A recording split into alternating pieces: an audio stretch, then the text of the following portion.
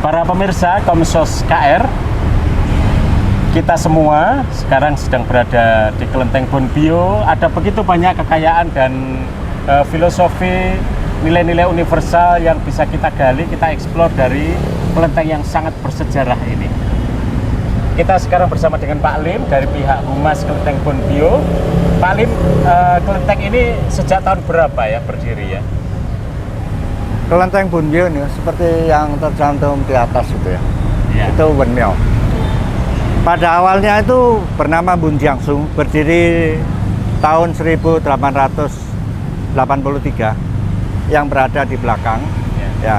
Kemudian pada tahun 1903 dirasa sebuah kelenteng kok ada di belakang kampung sehingga kurang representatif. Maka atas prakasa dari pengurus juga ide atau masukan dari Kang Yuwe bahwa ini kelenteng ini cukup bagus, sebaiknya kan berada di pinggir jalan kawasan. Sehingga 1903 kelenteng Bun Jiangsung yang ada di belakang itu maju ke depan dan menjadi sebuah kelenteng Bonbio. Bun sendiri berarti sastra, bio atau miao itu ada kuil atau kelenteng ya, jadi sebuah kuil kesusastraan. Kenapa disebut demikian? Karena apa yang ada di dalam ornamen kelenteng Bonbio itu mulai dari depan sampai masuk ke dalam mempunyai banyak arti-arti, makna yang intinya ajaran agama Konghucu yang diaplikasikan melalui bentuk-bentuk ornamen. Ini Romo, simbol keseimbangan. Ya, laki-laki dia bawa duit. Artinya memang kodratnya laki-laki itu mencari nafkah. Ya, sebagai kepala keluarga cari duit. Untuk apa? Untuk membahagiakan istri dan anak-anak dan untuk keluarga semuanya mesti.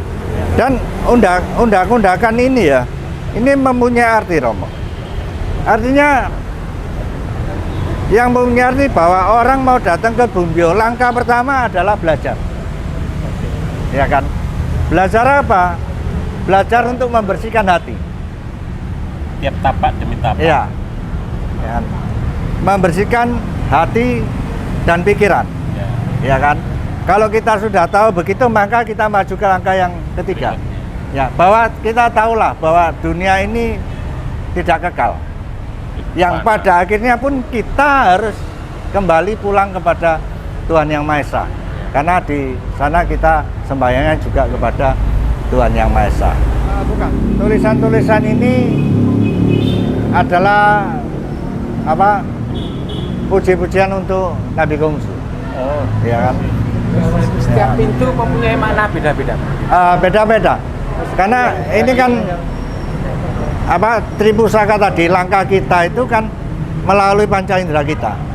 Begitu kita masuk ke dalam, berarti rananya kan rana rohani, ya kan, yang mempunyai 5 sila, artinya 5 kebajikan di dalam agama Konghucu, yaitu berupa cinta kasih, ya, kebenaran, ya kan, kesusilaan, nah, cinta kasih, kebenaran, kesusilaan, kebijaksanaan, dan dapat dipercaya.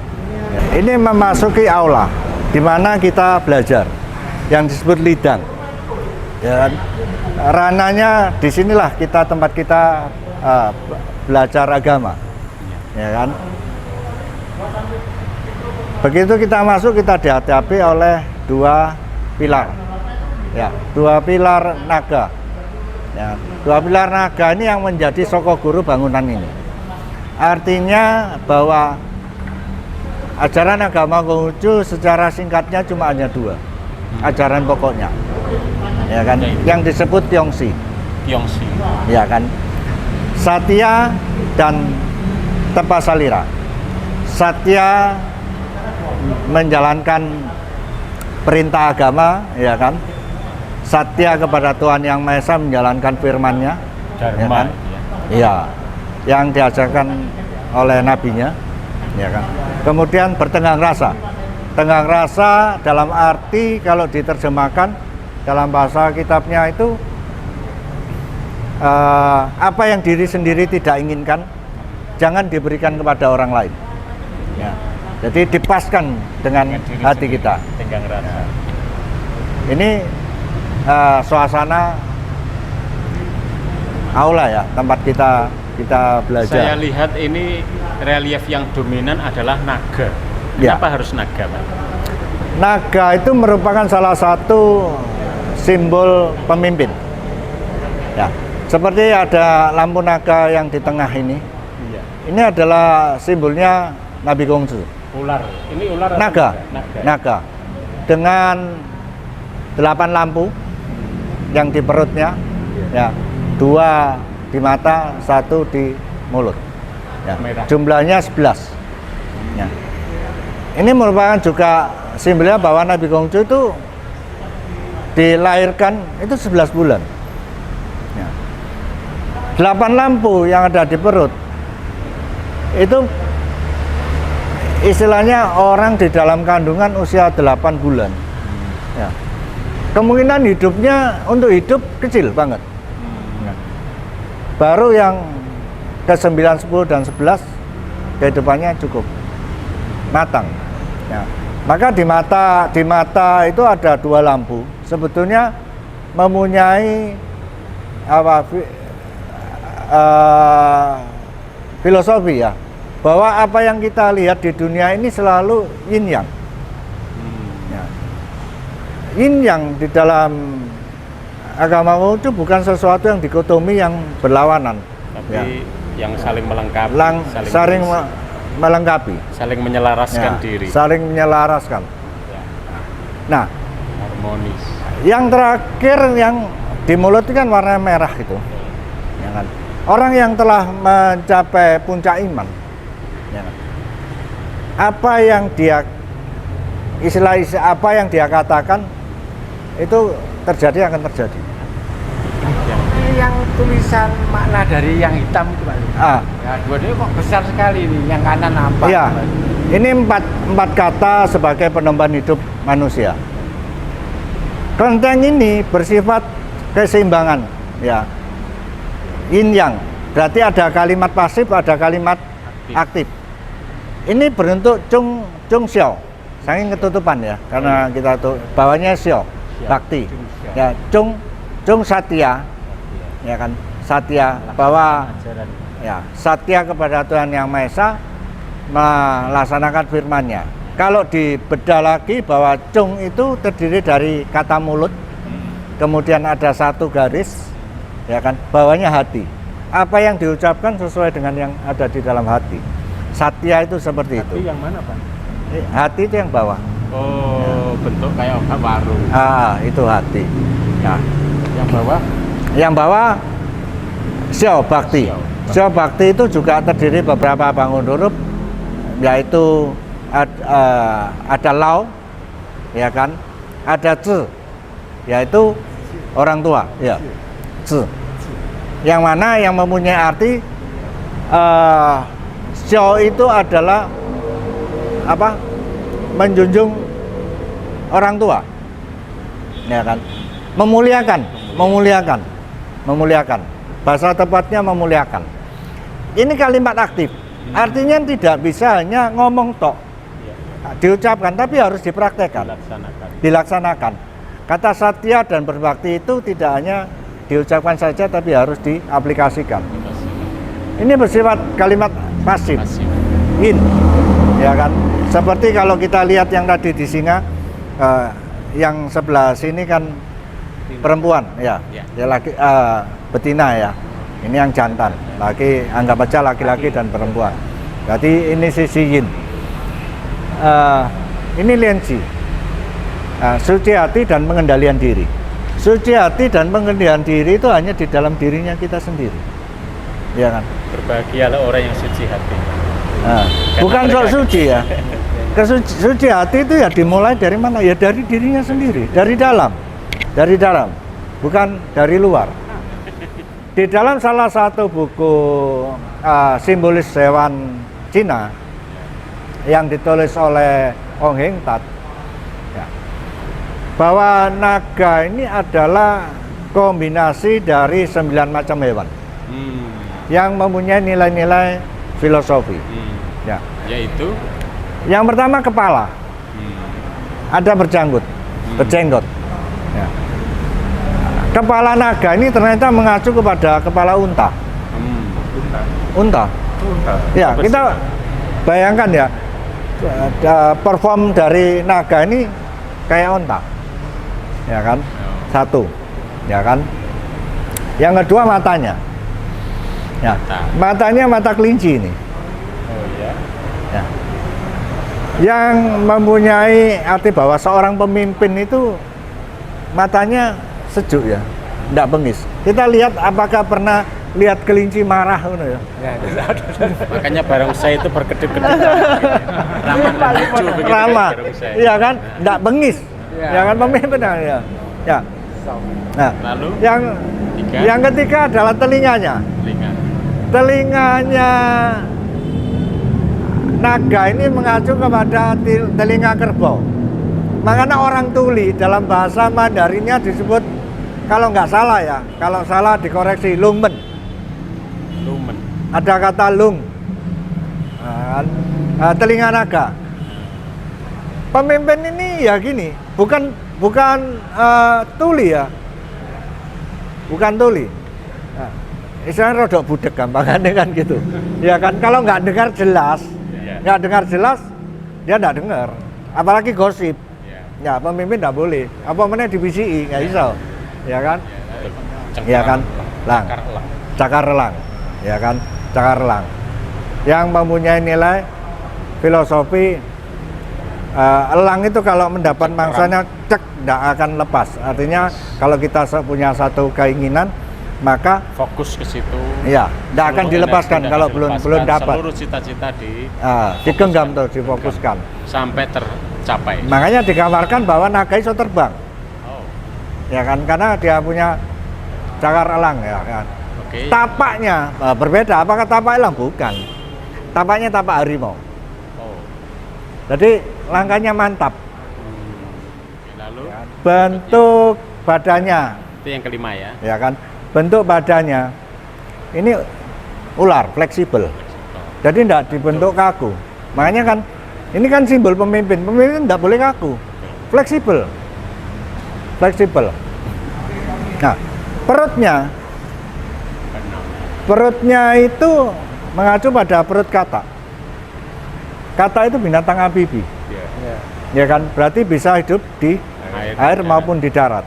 Jadi pemimpin itu bisa menyesuaikan diri.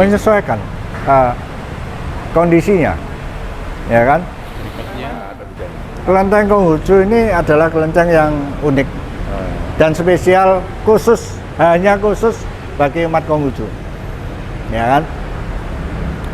Perbedaannya di sini patungnya nggak ada di altar, yang diganti yang ada adalah Shinji. Shinji itu papan arwah, yang mana nama-nama dari yang disembayangi, ya kan? Di sini yang tengah adalah Shinji-nya Gongsu, jadi Nabi Gongsu sebagai tuan rumahnya. Kemudian yang lainnya adalah murid-murid dan pengikutnya. Kalau di kelenteng memang ada beberapa tempat ibadah ya. Kelenteng itu biasanya mengacu pada 3 ajaran atau Sancho, orang bilang, yaitu Konghucu, ya, Taois dan Buddhis. Ya, Budanya Buddha Mahayana. Ya kan, Tuhan, bumi dan manusia dentiran ini matahari, bulan, bintang, bahwa matahari itu sebutannya untuk Tuhan Yang Maha Esa. Ya, semua. Bumi di mana kita berpijak. Jadi keseimbangan antara langit dan bumi. Ya kan? Bulan, ya kan? Nah, bulan, bintang.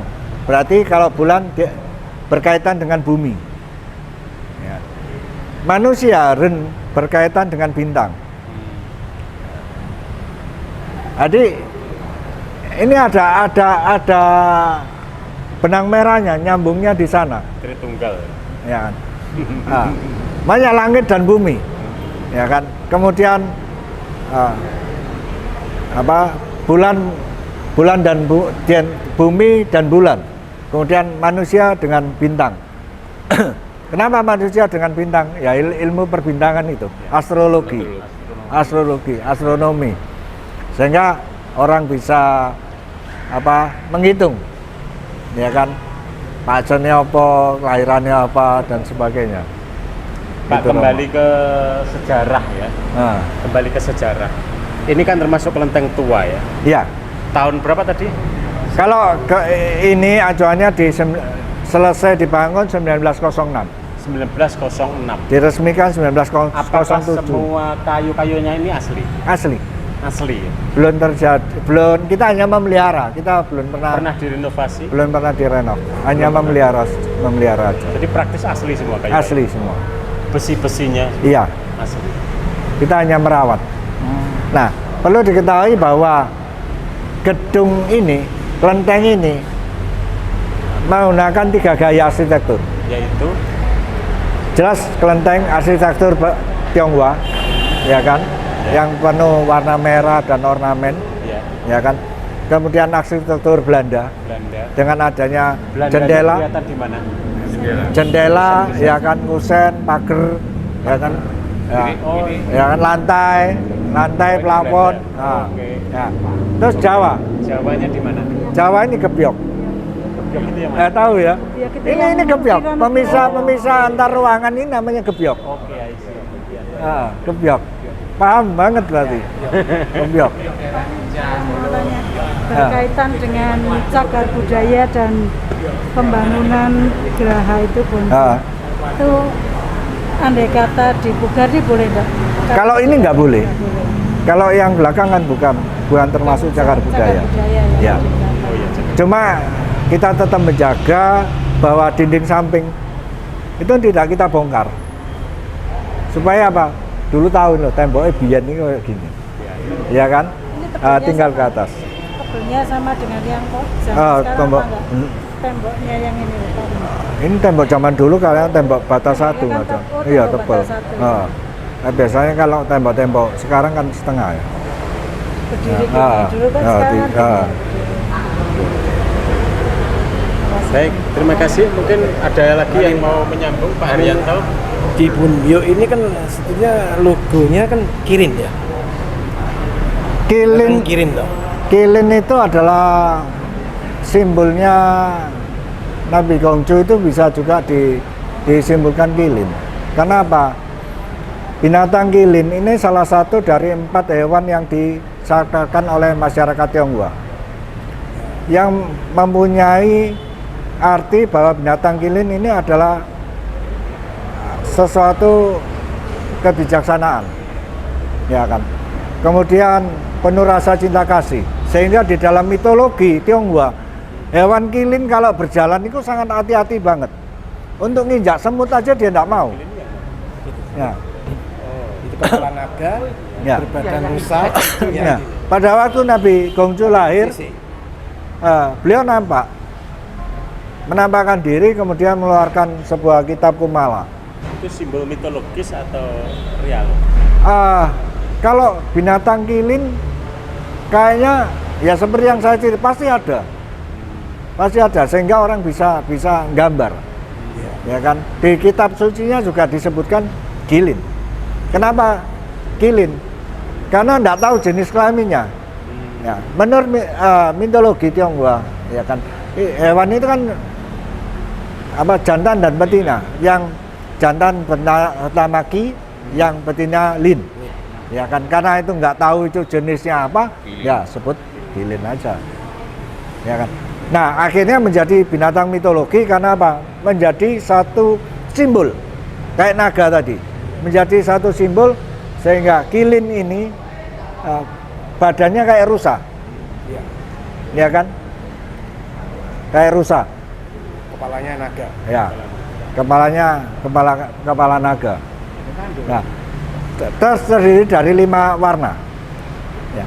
Sehingga sebetulnya diadopsi oleh barongsai. Barongsai itu sebetulnya mempunyai 5 warna harusnya. Yaitu 5 unsur kehidupan. Yang artinya kan logam, air, ya kan, kayu, tanah, ya kan, api. 5 unsur seperti itu. Yang lebih unik lagi, plakat yang ada di depan. Plakat yang ada di depan ini ada stempelnya Kaisar. Yang tengah ini Pak. Ya, yang tengah ini, yang kalau dibaca adalah Sencio Nanjing. Ajaran berkumandang sampai selatan. Kan Tiongkok ada di belahan utara. Itu ada stempel dari Kaisar. Iya, berarti kalau ada stempel dari Kaisar, Kelenteng Bonbio ini tercatat dan terregistrasi di Tiongkok sana. Punya Ya kan? Ajaran berkumandang Sampai ke selatan. Karena Tiongkok ada di belahan Tiongkok utara. di belahan utara. Iya. Apakah ini tradisi apa namanya kalau kita meramal itu? Oh, Jamsi. Jamsi itu apakah bagian dari Konghucu atau keyakinan lain itu ya? Bukan sebetulnya. Itu kan merupakan satu bagian tradisi budaya Tionghoa. Itu tradisi kalau itu ya? Tradisi dan budaya Tionghoa. Artinya mereka menggunakan itu, ya kan, untuk tahu. Ya. Karena antara pikiran dan hati tidak sinkron. Di sini tidak ada ini ya? Di sini nggak ada. Yang ada biasanya cuma Pak Boy. Iya. Kalau pikiran dan hati itu tidak sinkron, terus tanyanya kepada siapa? Ya Itu- kepada para suci lah. Itu berarti bukan bagian dari peribadatan atau termasuk bagian dari peribadatan? Bukan termasuk bagian Bukan peribadatan. ya? Secara pribadi kan. Pertanyaan secara pribadi. Memang ada tata caranya. Di dalam orang mau bisa minta petunjuk Jamsi itu tadi. Apakah praktek-praktek seperti ini bagian dari peribadatan asli Konghucu sejak awal atau perkembangan kemudian terpengaruh oleh budaya di Tiongkok? Kayak terpengaruh dengan tradisi budaya di sana. Tafsir budaya ya. Tafsir budaya. Aslinya dari Nabi Konghucu sendiri tidak. Nggak, Nabi Konghucu hanya akan melanjutkan saja. Oke. Ini kan memang cara sederhana untuk berkomunikasi dengan para suci. Ini para suci. Ya kan, cara sederhana dengan para suci. Tadi ada singa Asli sejak asli. Semua kayu-kayunya asli. Iya, asli semua. Belum pernah dipugar. Belum pernah dibuka. Apa mungkin dari Kaisar sana enggak? Enggak, kayaknya buatnya di sini. Bukan ya? Ya kan. Dan lebih unik ya, kayaknya Kelenteng Bonbio bukan alkulturasi budaya, tapi kalau saya lebih cocok menggunakan asimilasi ya. Asimilasi budaya. Tuban lebih tua ya. Saya kurang tahu ya. Tapi yang jelas di sini 1906. Pak Haryanto Tuban tahun saya tidak tahu. Ya. Ada referensi. Tuban dengan lasem itu aman. Kalau dengan coklat beda 30 tahun. Coklat mana? Coklat dan coklat. Oh, yang Itu 18. Kalau sini kan 1884. Coklat itu 1850. Lebih tua. Iya, saya pernah tanya itu. Ya kan? Nah, kelenteng ini juga unik. Kalau kita lihat ke atas sana,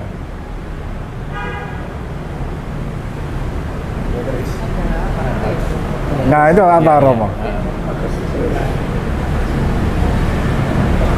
Ada kerisnya. Ada keris Jawa. Jawa. Keren ya, infiltrasi ya dia. Iya, Betul-betul infiltrasi. Religi budaya Iya. kuat banget. kuat banget. Motif-motif ini motif-motif Jawa. Saya pernah tanya apakah itu motif-motif Jawa. Ada yang mengatakan bahwa itu ada yang motif Cirebon. Kebetulan saya punya foto-fotonya karena setahun sekali itu ya. Apakah karena ini paling dimanapun kita juga harus menyatu dengan kebudayaan setempat? Bisa. Gini, Rama Pras. Di Konghucu itu ada ujar-ujar bijak ya di dalam kitab Liji, kitab Ritus ya, kitab Ritus Liji, yang menyebutkan kalimatnya seperti ini. Di dalam mengembangkan sebuah ajaran, berarti ajaran itu adalah agama kan. Jangan melupakan adat istiadat, sehingga terjadi asimilasi budaya di sana. Contohnya Cap Gome. Kita punya lontong namanya lontong Cap Gome. Ya kan? Kalau cari lontong Cap Gome di Tiongkok nggak ada. Malah nggak ada. Nggak ada, karena sajiannya ronde di seperti itu atau tangyen, kuah manis. Nah, ini Bahkan di sini bakpao pun isinya daging ayam. iya, bukan babi. Nah, orang Tionghoa, iya, orang Tionghoa itu memang di apa istilahnya kalau kasarnya itu ya doktrin ya kan, di dalam mengembangkan sebuah ajaran tidak melupakan adat istiadat. Meskipun dia seorang Tionghoa, Konghucu, kalau mau mendirikan rumah selamatan, padahal selamatan itu bukan tradisi Tionghoa, Jawa, ya kan, yang doakan juga orang Islam, ya kan. Nah, artinya apa? Ya itu tadi, semua itu adalah demi kebaikan siapapun yang mendoakan, ya kan. Jadi mengadopsi itu tadi di dalam mengembangkan ajaran tidak melupakan adat istiadat. Pak Lim, ada pertanyaan saya. Ya. Kalau tahun baru, kalau saya lihat penanggalan selalu maju kan? Iya. Tetapi tidak sampai maju ke Desember. Iya, ada Perhitungannya bagaimana? ada namanya Lun, perhitungan Lun, bulan kembar. Itu sebagai koreksi kabisat ya, sehingga tahun baru Imlek tidak akan bergeser lewat dari pertengahan Januari sampai pertengahan Februari. Geraknya di sana. Iya. Ya. Sebetulnya penanggalan Imlek ini adalah penyesuaian penanggalan matahari dan penanggalan bulan. Ya. Kemudian disesuaikan dengan Lun itu tadi. Siapa yang menyesuaikan, Pak? Siapa yang Ini menyesuaikan itu kan KMK perhitungan. Sudah mendunia ya. Sudah ada perhitungannya. Berarti dari Dari Tiongkok dulu, sana. iya dari Tiongkok Itu sana. setiap tahun dikoreksi atau Setiap tahun. berarti ada yang mengkoreksi? Kan tinggal ngikuti aja. Oh, ada perhitungannya. Ada perhitungannya. Seperti kalau Muslim itu kan dilihat ininya, namanya. Oh, iya. Enggak. belum kelihatan. Itu sudah paten itu. Itu sudah paten. Sudah paten. Jadi Ada- sebetulnya berarti 1 tahun ada 13 bulan. enggak juga. Kata Palim ada yang Lun didobelkan. kalau tahun 2023 ini kan kalau kita lihat kan ada kata Lun gue bulan berapa? Lun itu kayaknya Bu- bulan bulan Maret kembar. ya? Ya. Kayaknya bulan Nanti Maret. di tahun depan kalau tahun ini Lun berarti tahun depannya enggak. Oh, tidak Berarti setiap tahun. tidak setiap tahun. Oh. Kayak tahun kabisat 4 tahun sekali. Kalau Lun antara 2 sampai 5 tahun sekali. Oh, gitu. Ya. Itu kan perhitungan Nah, jadi setiap kali satu Imlek zodiak itu perubahan musim. perubahan musim. Nah, musim ini bisa bergeser tapi nggak bisa bergeser jauh. Nah, Nah, itu berlaku seluruh dunia. Siapa yang menetapkan ya sudah ikuti terus saja itu. musim di sana Mas ya. Ikuti, bukan seseorang yang menentukan, tidak. Semua Mungkin sudah ada satu ilmu yang mempelajari ini dan harusnya ada. Karena secara matematis ya, iya, secara matematik akan itu kan pakem terus maju. kan maju. Lunnya juga, lunnya juga semakin mundur. Tahun lalu kan 1 Februari. Ya, lunnya kan bergeser juga, ya kan? Kalau penanggalan itu Pak, penanggalan itu kenapa jatuhnya tanggal 15? 15 kan penanggalan. Setiap bulan ya, penanggalan. Semua Imlek itu adalah penanggalan bulan. Tetapi sebetulnya lunisolar ya. Artinya penanggalan Masehi dan penanggalan bulan berdasarkan perhitungan matahari dan berdasarkan perhitungan bulan yang disinkronkan. Ya kan? Sehingga tetap Iya, berarti tanggal 15 itu bulannya bulan besi. ya Go 5.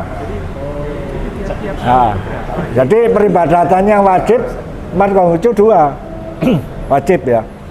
Tanggal 1 Jui sama Seu saat bulan gelap, ya kan, dan saat purnama. Itu kan siklus kehidupan. Saat kita lagi gelap, permohonannya kan pertama introspeksi diri, Yang kedua, mohon penerangan dari Tuhan Yang Maha Esa. Saat Purnama Raya, saat berkahnya sangat luar biasa, saat itulah kita mengajukan permohonan. Kan gitu. Oh gitu. Ya kan? Jadi ada perbedaan di dalam tanggal 1 dan tanggal 15. Makanya Jam Gome dirayakan, itu rangkaian dari tahun baru Imlek, bahwa berkah pertama di saat purnama pertama itu kita merayakan kepada siapa? Kepada Tuhan, kepada bumi. Tapi peradaban di Cina itu sangat tua, kita semua tahu, sebelum Masehi. Sehingga ini saya berharap menjadi juga bagi kita kesempatan untuk belajar banyak. Kita melihat bahwa pengaruh sejarah budaya itu luar biasa. Sementara kita di kekristenan, Bapak Ibu, pengaruhnya di Yunani. Jadi peradaban Yunani itu yang sangat mempengaruhi Injil Yohanes dan kitab Wahyu. Itu sangat mempengaruhi. Maka saya bisa melihat bertemunya peradaban timur dan barat itu antara Yunani dan Cina. Yang kurang lebih, kalau Anda membuka kitab Wahyu, begitu banyak simbol-simbol seperti dituangkan di kelenteng ini. Kalau Anda pengen tahu, datanglah ke Pos Sarang. Di Pos Sarang itu inkulturasi persis kayak kelenteng ini, inkulturasi antara kekristenan dengan Hindu, Kristen, Jawa itu ada di gereja Pos Sarang. Kalau di Katolik di sana bisa dilihat jejak-jejaknya. Maka bagi saya kunjungan-kunjungan semacam ini menjadi studi dan penghayatan yang semakin memperdalam diri saya untuk melihat begitu banyak nilai universal yang bisa kita gali dari manapun. Seperti kalau kita mendengar tadi 5 jalan kebenaran itu yang kita lihat sebagai keutamaan.